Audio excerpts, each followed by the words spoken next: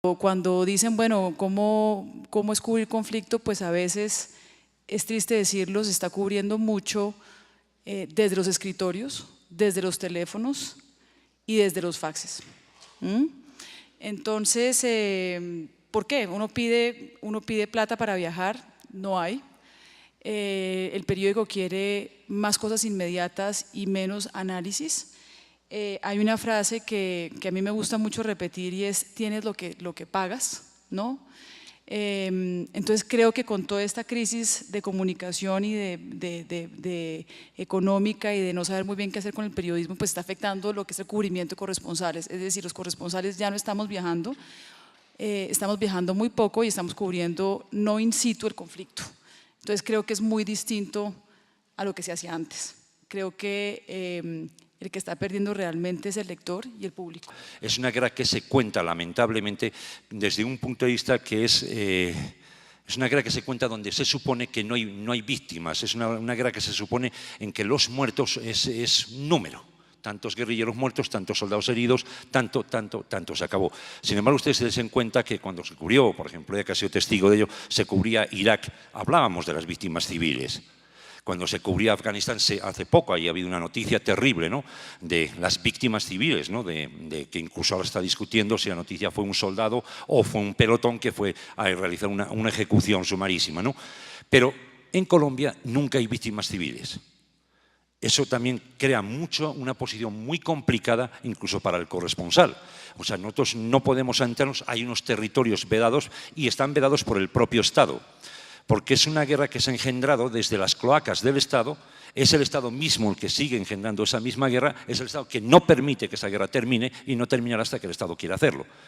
Entonces, al final, uno se da cuenta, lo que sí eran víctimas es lo que se han dado en llamar aquí y que han sido noticia, eran lo que se llaman los crímenes de Estado. O sea, gente como Jaime Garzón, Álvaro Gómez, etcétera, todos ellos están relacionados con lo que se denomina entre los medios los crímenes de Estado. En ese momento sí ha habido noticias, ha sido titular, pero ha sido muy complejo y es más, muy difícil de cubrir cuando, en efecto, cuando hay unos enfrentamientos entre guerrilla y ejército, hay cientos de víctimas civiles. Esas no contabilizan. Entonces, contabiliza, eso sí, si el tipo sacó el revólver, masacró a la familia, a la suegra y después se los tragó vivos. Pero, o sea, eso sí cuenta. El colectivo de comunicaciones Montes de María precisamente basa todo lo que hacemos y toda nuestra apuesta por la vida es por la palabra. Porque lo primero que hizo la guerra en nuestro territorio fue romper la palabra y meternos en el miedo y meternos en el silencio. Y entonces nosotros nos preguntamos en medio de eso cómo íbamos a hacer para cubrir precisamente esas situaciones.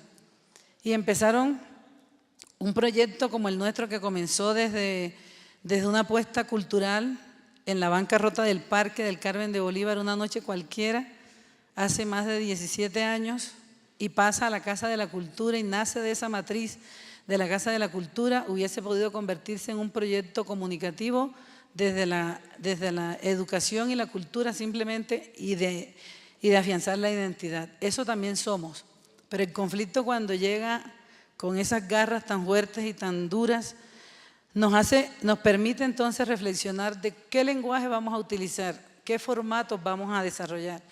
Y es cuando comenzamos desde el colectivo, desde el canal de televisión que teníamos, a darle las voces a los que no aparecían en la pantalla. Porque aquí se ha dicho esta tarde que se le ha dado mucha la palabra a los corruptos, y los corruptos me refiero a todos los alcaldes de este universo y sobre todo los de mi pueblo, del Carmen de Bolívar. Y han pasado también los guerreros, y han pasado los paramilitares y los militares y la guerrilla, y todos pasan cubriendo las noticias, pero las víctimas, como acaba de decir Jesús, no aparecen muchas veces, no aparecen ni siquiera en las estadísticas, o sí, en las estadísticas como unas frías cifras, o en medicina legal si acaso. Pero esos nombres y esas víctimas tendrían que haber sido muy importantes como para que trasciendan en la memoria, en la historia, en los titulares. La pobreza o la miseria es difícil de publicar. Y vuelvo, insisto, en lo que arranqué diciendo al principio, es decir, cuando los periódicos no invierten en mandar gente a las regiones, cuando uno cubre el conflicto desde un punto de vista es muy difícil. Es decir, uno para cubrir un conflicto, pues yo tuve la oportunidad de ir a Afganistán y Irak, donde uno no entendía absolutamente nada y a punta de traductores uno hablaba con los unos, con los otros, con los demás allá y quedaba muy completa la historia. Es decir, lo que se publicaba realmente cogía como todos los ángulos. Aquí los periódicos, hablo específicamente del mío, no están invirtiendo en viajes, no invierten en reportería, no invierten en ir al campo. No hay plata. El cese al fuego con las FARC es un error, ¿no? Es decir, no importa lo que hay debajo, no importa que debajo de las bombas, como cuando se hablaba del conflicto con Irak, que CNN lo cubrió con un espectáculo precioso, si ustedes recuerdan, va a bombardearse Irak, y entonces apareció una pantalla y se la pasaron horas esperando a ver cuándo caía la primera bomba norteamericana sobre Bagdad. Era un espectáculo. Y de alguna forma, en aquellos días me estaba haciendo un trabajo con Caracol Noticias, de la mano con Darío Fernando Patiño, y dijimos, vamos a parar un poco este cuentecito, porque es que debajo de las bombas está la gente. Y eso es lo que en este país no quieren hablar, que entre las trincheras, de un lado y en otro, donde están disparando, en medio está el campesino, están familias, hay cientos, miles de personas conviviendo que no tienen nada que ver con ninguno de los dos bandos. Eso no importa. Y eso continúa. Y los medios de comunicación ya, ya son parte y ya son víctimas de esos conflictos y de esas violencias y ya empiezan a titular de esta manera. A mí me parece realmente vergonzosa. O sea, que es que, como diría nuestro viejo y fallecido John Lennon, es que aquí no se le da una oportunidad a la paz. Bueno, aquí todo lo que pasa en Colombia la culpa lo tienen los periodistas.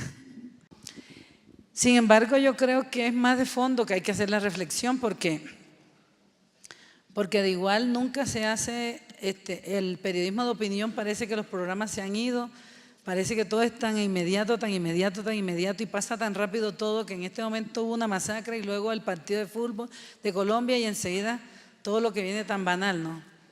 Pero entonces yo sí pienso que hay que mirar qué es lo que está pasando con este sistema de cosas. Porque, por ejemplo, no es gratuito que las masacres que han pasado en Montes de María y luego en el mapa del conflicto quedan las víctimas, como dice aquí nuestro compañero, y están en medio de los dos ejércitos o de los tres ejércitos. Y luego ahora llegan los empresarios comprando las tierras y sobre esa tierra se está plantando solo monocultivo de teca y de palma. Y ya, y debajo del subsuelo donde están las minas. Entonces los intereses están por otro lado, pero pareciera que también los medios les interesaba decir si es la FARC o si son los paramilitares en su momento. Y a veces yo creo que dimensionan muchísimo el accionar de ciertos actores y a veces me pareciera a mí que son hasta idiotas útiles, ¿no? De este modelo de cosas. Y se tendría que parar así como muchos periodistas que lo han hecho, que a veces son independientes, pero que están amenazados por su lenguaje, por cómo utilizan las cosas, cómo hacen los relatos, cómo dan las noticias. Entonces, pienso que los periodistas no son los culpables, obviamente, de todo lo que pasa en el país, ni de la guerra del país. Yo digo que incluso la guerra va a pasar,